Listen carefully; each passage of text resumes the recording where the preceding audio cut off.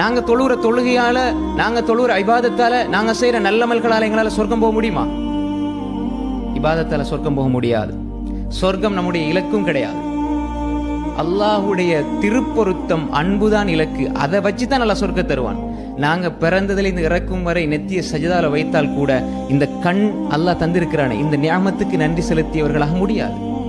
கோடான கோடி உங்கள்கிட்ட வந்து கொட்டினாலும் கண்ணை கொடுப்பீங்களா?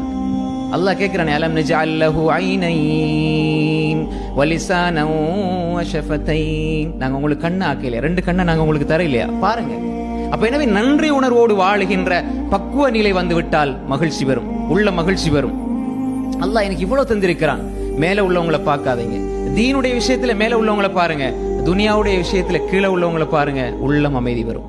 நாங்க பாக்குறது துனியாவுடைய விஷயத்துல மேல உள்ளவங்களை, எனக்கு மேல இருக்கிறான், எனக்கு இல்லை, எனக்கு இல்லை, எனக்கு இல்லை என்றால் நன்றி உணர்வு வராது, நன்றி கெட்டதனம் வரும். நன்றி உணர்வு கொஞ்சம் இருக்கிறது, நான் அல்லாஹ்வுக்கு நன்றி செலுத்துகிறேன், அல்லாஹ் நிச்சயமாக அதிகப்படுத்திடுவான்.